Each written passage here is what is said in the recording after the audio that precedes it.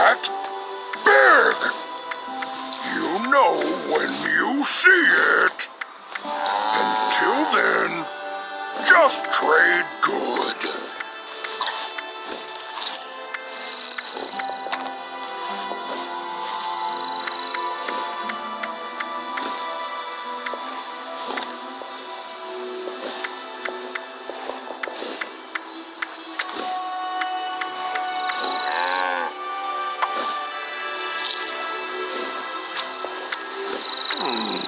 Don't worry, Moo. We rest soon.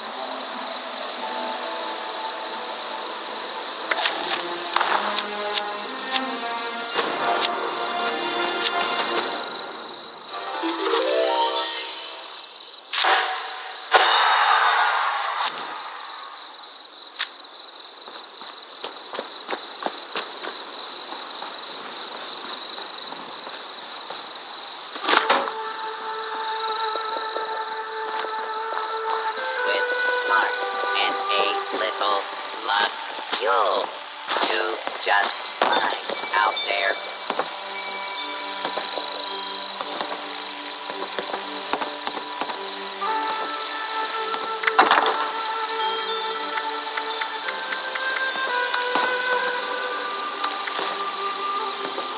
That overseer lady said more people would be coming. It's nice to meet you.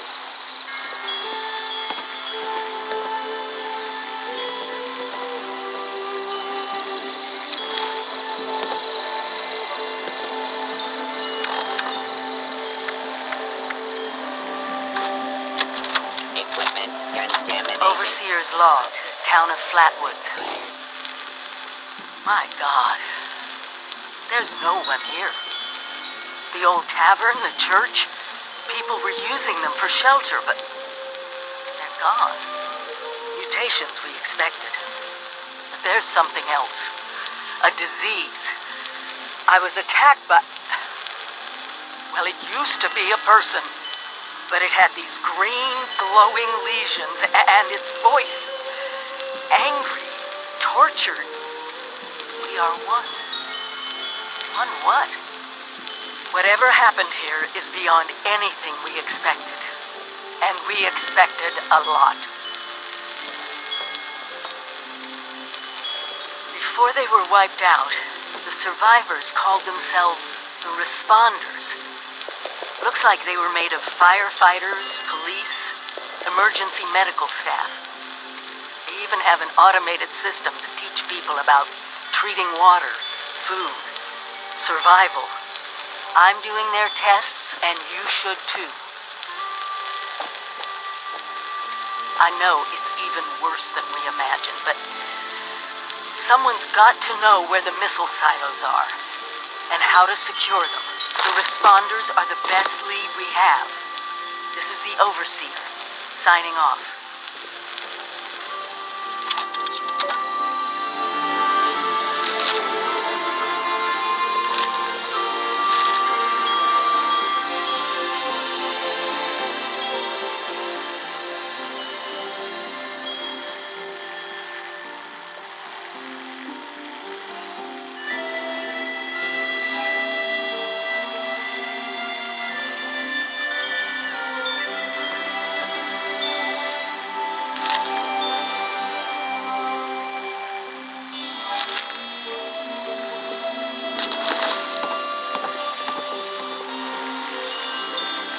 Equipment contaminated.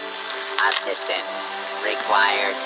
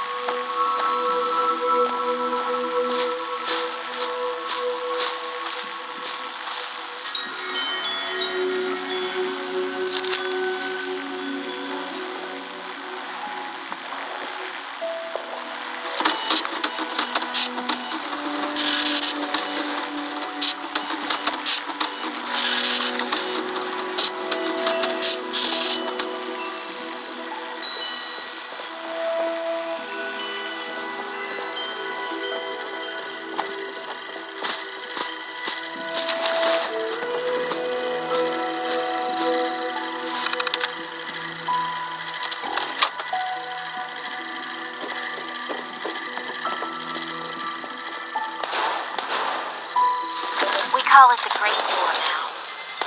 It's not been long, and things have been rough. Welcome to Survivor Stories.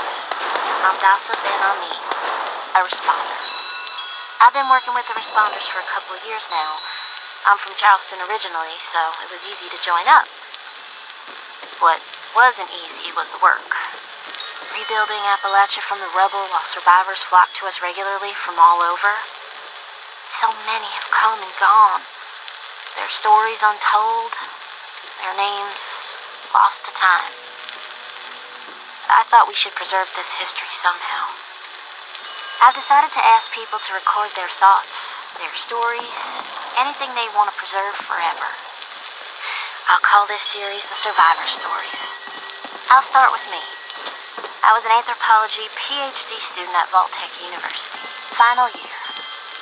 I was printing my thesis when I heard the sirens. I thought for sure my father, a Vault-Tec employee, could take us all with him, but only 2 reservations came through. I refused to go. With my little brother, he went into the vault. They could not persuade me, though they tried. In the end, I pushed them inside it, and that was it. After that, I went back home to Charleston, and well, survived. Eventually, the responders formed, and I signed up right away. It was so hard. The flood was devastating. Relocating to Morgantown Airport and now Flatwoods has been... I remain optimistic. Been with them now for, I guess 2 years. We have big plans. Do so much to help. Maybe, just maybe, we can rebuild enough to be okay. And in the meantime, I will continue to record stories of survivors when I can. We are your history. This is Dasa Ben Ami, signing off for now.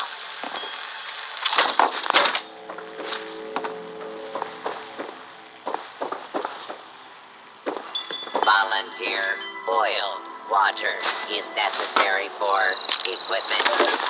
Hi. Dasa asked me if I would talk about, how I got here. She asked everybody, so I said okay. My name's Colonel, and I'm 13 years old. I just wanted to say I'm sorry. I'm sorry for everything. The bombs and the messed up people and the cows with 2 heads, all of it. I was just bad. I cheated on my spelling test. I kicked Chip Wilkins in the shins until he cried. I pushed Rosie McCloy down the stairs. I cut holes in the bottom of all the gym shorts, and I put glue in the mashed potatoes in the cafeteria. I told Harold Newell to eat 10 dead flies a day in order to grow muscles, and I put Nuka-Cola in the rat cage water bottles at the pet store. And, I just wanted to say I'm sorry about everything. Because my dad said if I wasn't this way, the bad things wouldn't happen. I haven't seen Daddy since the bombs, and I guess he left because of that, too. It's okay. I'm trying to be good now, though. I'm not old enough to be a volunteer, but Dasa said I could help collect food and water, so I'm getting better, I promise. And, Daddy, if you're listening, I promise I won't be bad anymore, so you can come back now. Okay? Okay. Bye.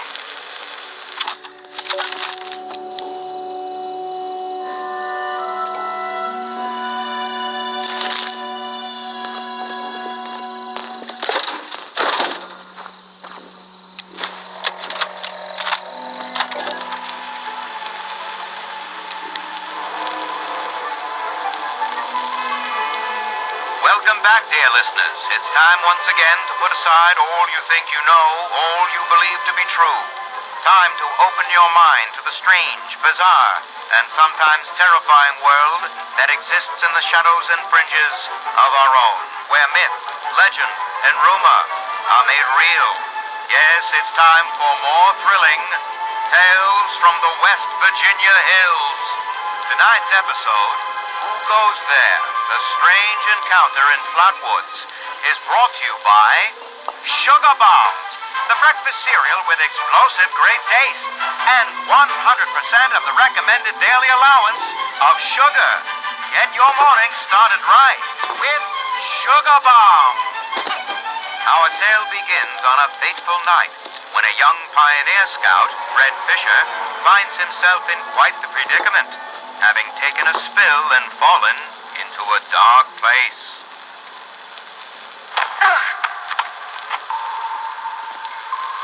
Where am I?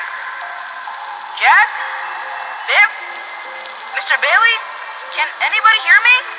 I can hear you. Who's there? I can't see you. Me. My name's Sally. What's yours? Fred. Are you okay, Fred? I think so. My head's a little woozy. Must have hit it when I fell. Just talking to this? Oh, yeah, am I loud enough? Okay. Hi. What do you want me to say exactly?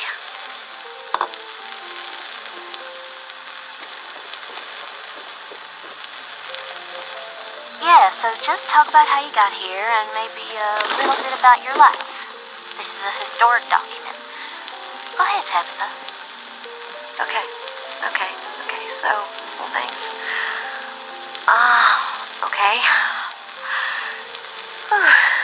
I've been sober for 9 days. I got here 9 days ago. My name is Tabitha. And this is my story. I just found out about everything. The war, the bombs, I just realized this was, really happening. For years, I thought the chems were playing tricks with my mind, hurting my brain. Thought it was the worst trip ever. Every time I'd come out of my haze long enough to look for food, I'd find more chems and, well, they kept going. And I kept seeing madness. Look, I would have been wandering around fighting giant rats and eating garbage if not for the responders. They're good folks. That doc in the church, got me some meds that are helping out a lot. And they have group therapy meetings, and it's good. I think it's helping. But listen, you should avoid the mountains. They'll just get you mixed up. Get you doing things you don't want to do. Hurting people mostly. And there are so many chems up there. I spent too long there and I hurt people. I couldn't think right. I couldn't. Oh, it's okay, Tabitha. Remember what we said in the group? Take your Addictol and rest, and things will be okay soon. It's okay. We're here for you. Yeah, I'm taking it. When I feel better, I'm going out west now. Getting out of this place. Getting away from the chems, all of this.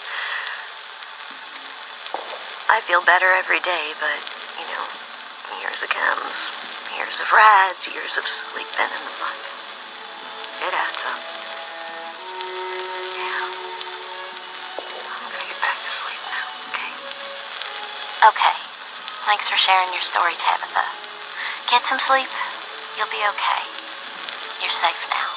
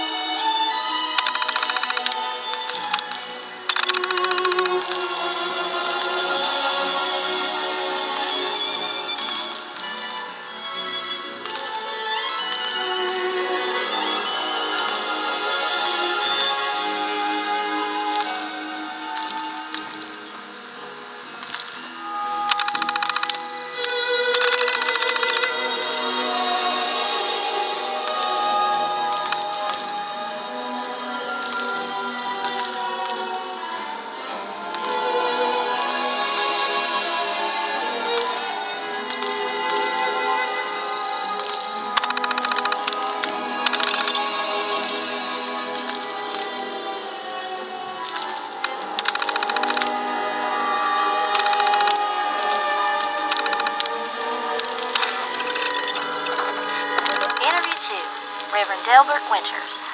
Hi, I met you in the woods near the Morgantown airport. You were picking flowers. Why? I was,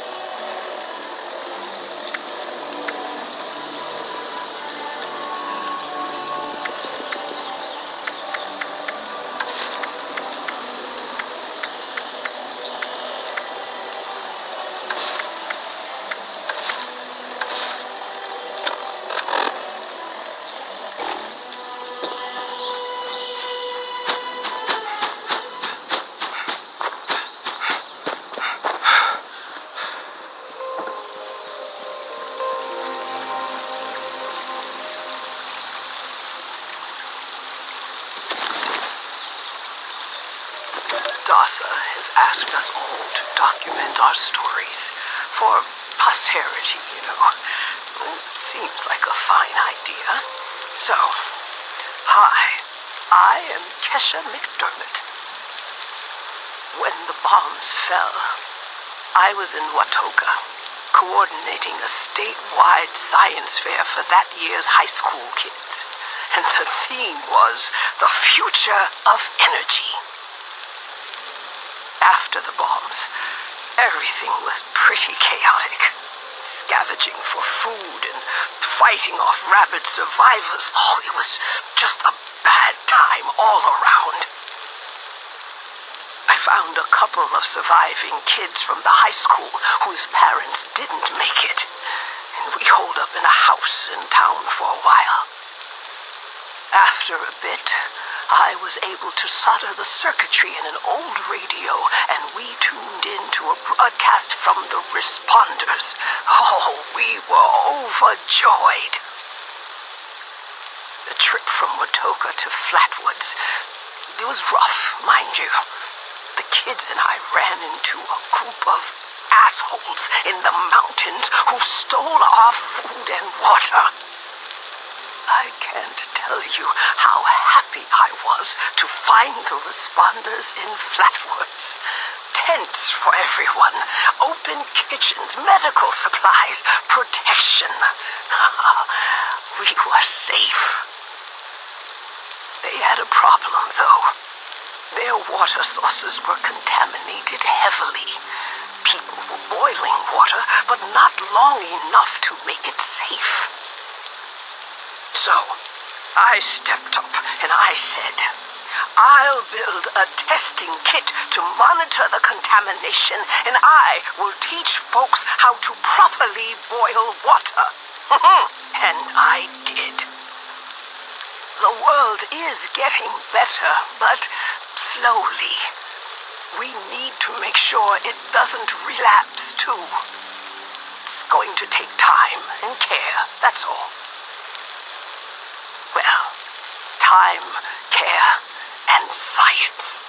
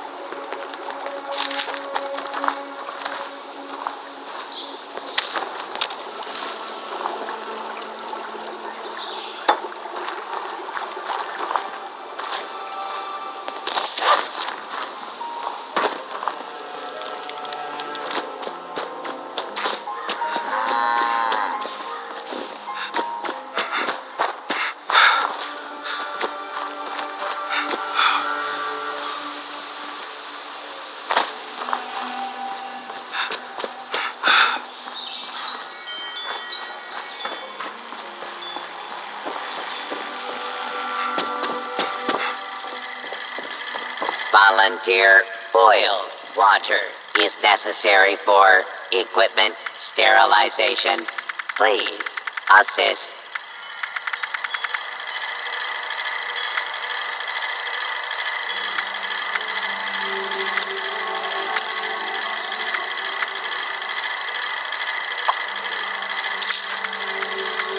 Volunteer boiled water is necessary for equipment sterilization. Please assist.